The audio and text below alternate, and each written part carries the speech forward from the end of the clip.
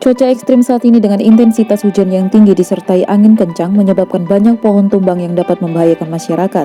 Saat mewawancarai Yanis Leinusa selaku Kepala Bidang Pengendalian Operasi Pemadam dan Penyelamatan Damkar dan Penyelamatan Kota Ambon di ruang kerjanya, ia menyampaikan terjadi pohon tumbang di daerah Tawiri, di mana mendapat informasi dari BPBD dan sudah mengerahkan 10 personil untuk melakukan penebangan terhadap pohon dimaksud. Selain itu juga ada pohon tumbang di wilayah Halong yang diinformasikan oleh masyarakat dan personil damkar sudah dikerahkan untuk ke sana. Diharapkan di musim penghujan ini masyarakat dapat menjaga diri masing-masing agar terhindar dari hal-hal yang tidak diinginkan.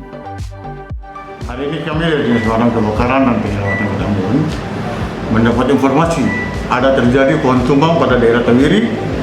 Informasi ini kita terima dari sekitar jam 11 siang lebih lewat. Dapat informasi dari Badan BPBD. Untuk itu kami personil damkar sudah turun sekitar 10 personil damkar sudah ada di TKP untuk melakukan penebangan terhadap pohon dimaksud. Ya, Pak. Yang kedua, pada hari ini juga kami mendapat informasi ada pohon tumbang pada wilayah Halong. Kami lagi koordinasi, kita mendapat informasi dari masyarakat dan personil damkar sementara menuju TKP untuk melakukan penebangan terhadap pohon dimaksud. Itu informasi daripada Dinas Pemadam Kebakaran Penyelamatan Kota Ambon pada hari ini. Terima kasih.